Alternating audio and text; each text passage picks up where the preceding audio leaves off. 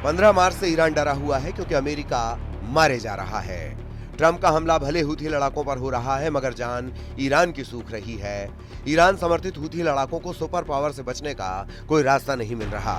America ने जंगी बेड़े से मिसाइलों की बौछार करके यमन के कई शहरों को राख कर डाला। हूथी के हथियार गोदामों को जलाकर अमेरिका ने खामेनेई की टेंशन दोगुनी कर दी। अमेरिका के हमलों से घबराए ईरान ने यमन से अपने सैन्य कमांडरों को वापस तक बुलाना शुरू कर दिया। एक तरह से कहा जाए तो ट्रंप के गुस्से को देखते हुए ईरान ने हूथी लड़ाकों को मरने के लिए छोड़ दिया। अमेरिका और इजराइल के भीषण हमलों के बीच ईरान ने यमन से अपने सैन्य कमांडरों को वापस बुला लिया। ईरान ने कमांडर्स को यह ऑर्डर अमेरिकी B-2 बम वर्षक के धमाके शुरू होने के बाद दिया। आधा दर्जन B-2 बॉम्बर के डिएगो गार्सिया बेस पर तैनात होने के बाद ईरान ने अमेरिका से युद्ध टालने का दांव चला।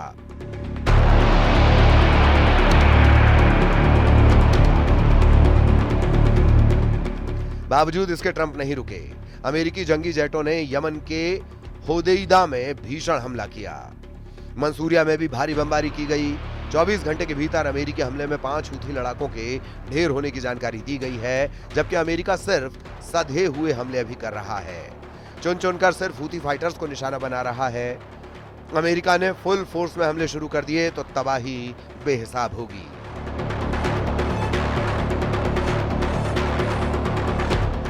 यह आशंका जताई जा रही है कि अमेरिका ने ईरान पर हमले शुरू किए तो न्यूक्लियर युद्ध को कोई रोक नहीं पाएगा, क्योंकि ईरान अमेरिका की टेंशन में अब प्रेसिडेंट पुतिन ने अपना रुख साफ कर दिया है।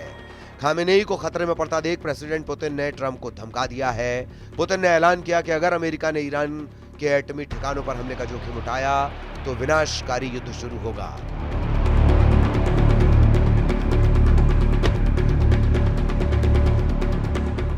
ये धमकी किसी और ने नहीं, रूसी विदेश मंत्रालय के प्रवक्ता मारिया ज़ाखारोव ने पुतिन से दिलवाई है। रूस के विदेश मंत्रालय के प्रवक्ता ने कहा कि ईरान के दुश्मन अगर उस पर हमला करेंगे तो ये अवैध होगा और रूस ये स्वीकार नहीं करेगा। पुतिन ईरान के एटमी हथियारों की सिक्योरिटी को लेकर बेहद सीरियस है। इसे ऐसे समझा जा सकता है कि मारिया ज़ाखारोव के बाद रूसी उप विदेश मंत्री सर्गेई रयाबकोव ने भी ट्रंप को वार्निंग दे डाली।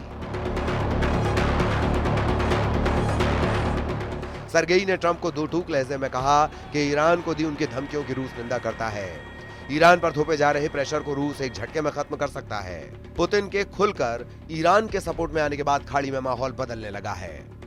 अमेरिका की तरफदारी करने वाले देशों ने भी ईरान को धमकाना शुरू कर दिया। फ्रांस के विदेश मंत्री जीन नोएल बैरोट ने चेतावनी दी है कि अगर ईरान ने ट्रंप से एटमी डील नहीं की तो महायुद्ध में उसका तबाह होना तय है।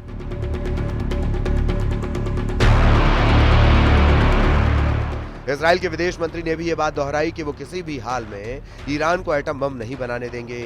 यही नहीं, इजराइल न्यूक्लियर हथियारों पर ईरान से किसी तरह की बात करने को भी तैयार नहीं है।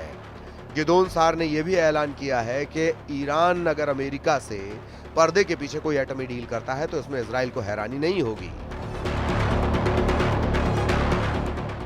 इजराइल के विदेश मंत्री ने कहा कि सबसे अहम मकसद है, और मकसद ये नहीं कि ईरान के पास परमाणु हथियार हो। मुझे लगता है कि ये काफी अहम है। मुझे लगता है कि अंतर्राष्ट्रीय सहमति है और हम कूटनीतिक रास्ते से बाहर नहीं हैं। जो महत्वपूर्ण है वो है नतीजे तक पहुंचना, मकसद को हासिल करना। जैसा कि आप जानते हैं, हम ईरान के साथ चर्चा नहीं करते हैं, लेकिन उन्होंने ये स्पष्ट कर दिया है कि वो अमेरिका के साथ अप्रत्यक्ष वार्ता के लिए तैयार हैं, और मुझे हैरानी नहीं कि अगर ऐसी बातचीत शुरू हो जाए। नेतन्याहू जानते हैं कि ईरान के हाथ एटम बम लगते ही इजराइल की तबाही शुरू हो सकती है। इजराइल ने ट्रंप से ईरान के एटमी ठिकानों पर हमले की परमिशन भी ले रखी है। ऐसे में मुमकिन है कि अमेरिका से पहले इजराइल ही ईरान में घुसकर बमबारी शुरू कर दे।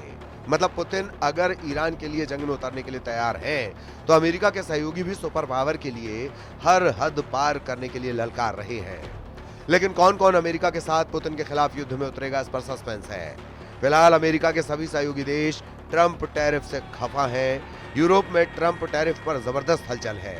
उधर ट्रंप ने टैरिफ पर नई डील की बात कहकर कई देशों की नाराजगी और बढ़ा दी है। अमेरिकी राष्ट्रपति डोनाल्ड ट्रंप ने कहा है कि हमारे पास टैरिफ का एक सेट है जो उनके जरिए हमसे वसूले जा रहे शुल्क पर आधारित है। ये पारस्परिक है और ये टैरिफ हर देश पर हमने लगाए हैं। यही हमारे काम की खूबसूरती है। हम खुद को ड्राइवर सीट पर रखते हैं। अगर हमने इनमें से कुछ देशों से गुजारिश की कि वो हम पर थोड़ा एहसान करें, तो लगभग इनमें से ज्यादातर देशों ने मना कर दिया। अब वो हमारे लिए कुछ भी करेंगे, लेकिन हमारे पास टैरिफ है, इसमें सब कुछ तय हो चुका है और ये हमारे देश को बहुत अमीर बनाने जा रहा है। ट्रंप की ये जिद अमेरिका का भारी नुकसान करवा सकती है। ईरान अमेरिका युद्ध में पुतिन का स्टैंड क्लियर है। रूस अपनी पूरी ताकत से ईरान की मदद करने वाला है, जबकि अमेरिका के सहयोगी और नेटो में भी बड़े मतभेद हैं। खासकर रूस यूक्रेन युद्ध में ट्रंप के बार बार बदलते रुख ने अमेरिका के सहयोगियों को मुश्किल में डाल रखा है। ऐसे में अमेरिका ईरान की टक्कर हुई तो सुपर पावर का साथ कौन देगा, इसे भी जान लीजिए। ट्रंप के रेसिप्रोकल टैरिफ बोर्ड में अमेरिका के सबसे बड़े सहयोगी ब्रिटेन पर 10% टैरिफ लगाया है। ट्रंप ने जर्मन कारों पर 25% का टैरिफ लगा दिया। ट्रंप ने यूरोपियन यूनियन के बाकी देशों पर 20% टैरिफ थोका है। ट्रंप ने अमेरिका के सहयोगी देशों साउथ कोरिया पर 25%, जापान पर 24% और ताइवान पर 32% टैरिफ लगाया है।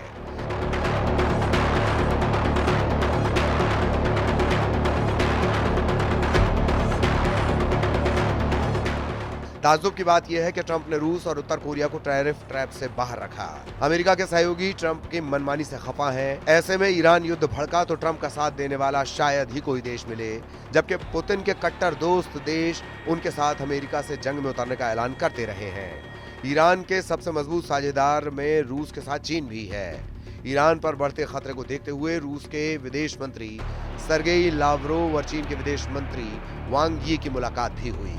मॉस्को में हुई इस मीटिंग में ईरान के एटमी प्रोग्राम पर लंबी चर्चा हुई। इसके बाद वांग यी ने पुतिन से भी मुलाकात की। प्रेसिडेंट पुतिन ने चीन के राष्ट्रपति शी जिनपिंग को ऐतिहासिक मौके पर रूस आने का न्योता भी दिया है।